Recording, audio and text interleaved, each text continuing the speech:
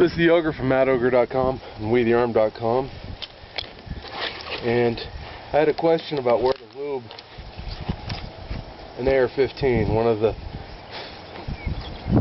of the YouTube viewers just bought one and wanted to know how best to lube it up. Now, anytime you look at a part and you see friction, where friction has removed some of the bluing or the finish, that's a good place for a little bit of lube. So you can put some lube on there and just use your fingers on this part here, the charging handle. And my gun, you can tell, is really dirty because I've been shooting the hell out of it, and because I'm not having to pass inspection anymore, I don't really care if it's dirty as long as the functionality is still there. I don't care. Some of the more critical places to lube this guy, and I've got to go quick because there's a storm coming in, and we want to, come on, oh, there we go. We want to get this done quick. Okay, we've got these rings here. I slather some oil on it, let that go all the way around.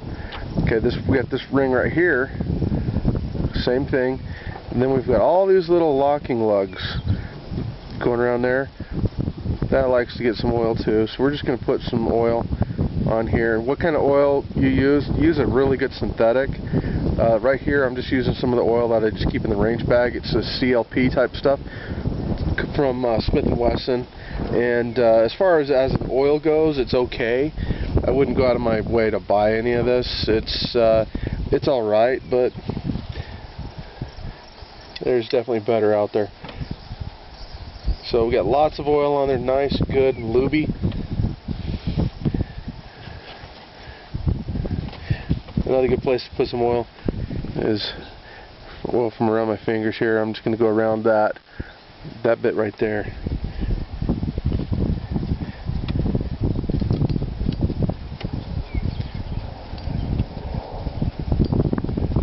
Come on now. There we go. Turn. Drop in the firing pin there. Good, good, nice and filthy. Let's see, how many rounds do I have through this thing, and I still haven't really given it a good cleaning. I'm probably well into a second case right now, to be honest.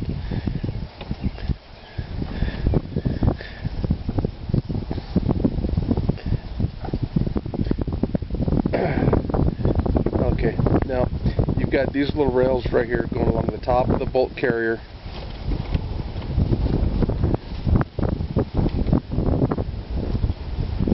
And then on the bottom of the bolt carrier.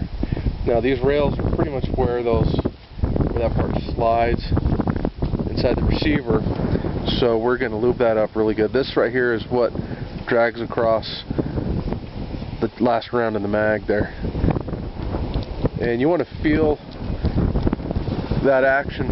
It's got to be real. It's got to move really well, and just slather that oil all over the bolt here. If you do this, and if you keep that bolt group right here nice and wet like that, the rest of the bolt group doesn't really matter. But if you keep those critical areas nice and lubed, your gun's going to keep running. If those parts get dry, that gun's going to stop running. Okay, now let's talk about in here.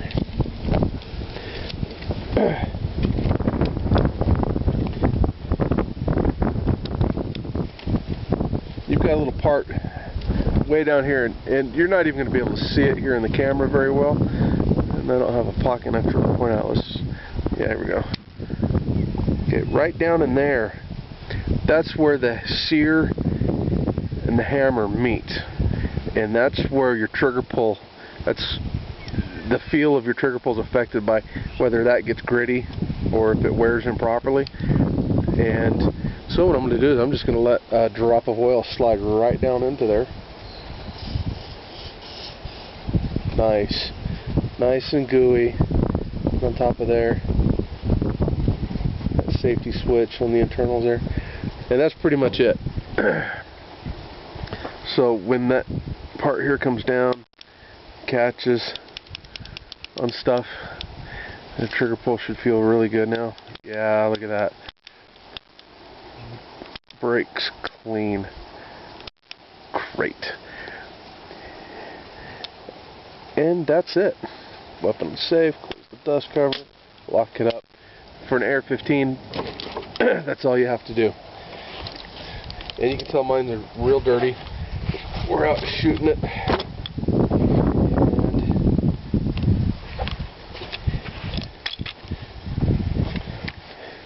Getting it all dirty and dusty in the desert. Now this is basically an AK style trigger. So same thing, but here you can see the mark, that little drag mark. I don't know if you can see it on camera, but see how I've got a little silver spot right there on that piece? Well, that right there is where the metal is connecting. So we're going to put a little oil on that right there. We'll make sure we got some oil on the springs.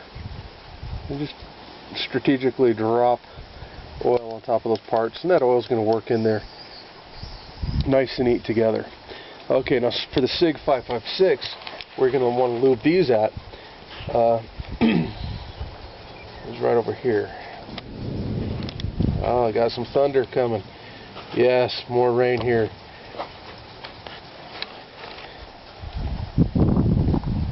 Okay, we've got this raceway right in here, and that needs some oil. So we're going to put some oil right in there, just like that, nice and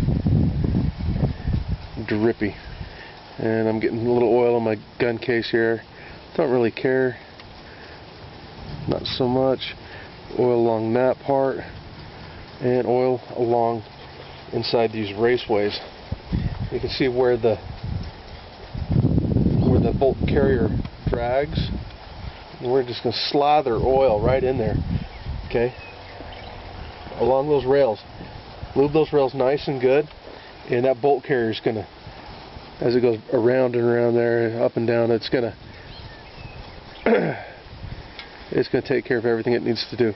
The bolt within the bolt carrier, we want to get nice, and we got a couple places on the lugs where these lugs are getting the business there. So get a little oil on those, and that's it. So automatic rifles, especially the AR-15, they like to run wet. They can run dirty as hell as long as they're wet.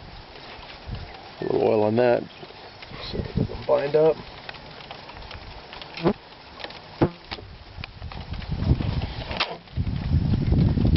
And those are the key components, and you can feel the difference. Oh yeah, you can feel the difference when you get these things nice and wet. And that's it. You get a little rain going on here at Ogre Ranch. Not a problem. Not a problem. That's how you do it.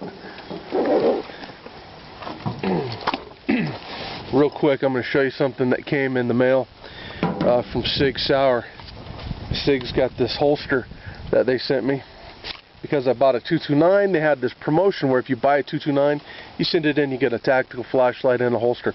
I showed that flashlight before. That's a cool flashlight, but this holster arrived separately, and it's basically kind of a copy of the Blackhawk Sherpa holster, where you've got a retaining lock right here. You push that lock, it teeters that up out of the way there, and you can extract the weapon. It's a real smooth operation, kind of natural, keeps your finger away from the trigger guard, which is good. This is a paddle back, so you can take it off if you have to run into the post office or someplace like that you can't wear the gun. And that's a good holster. That's a good holster. You can change the angle on it by loosening up a screw, adjust your tilt to wherever you want that thing to go, and that's going to hold it. That's a good gun. Or a good holster for my gun. I like it. The smooth, smooth action, pretty dang good. I'm happy with that. I'm glad I got that from Sig Sauer. It is a good holster. I was going to go ahead and order the Sherpa, but I decided, well, since I've got that, I don't need to. So I'm going to keep that as it is. Alright. That's about it. Peace.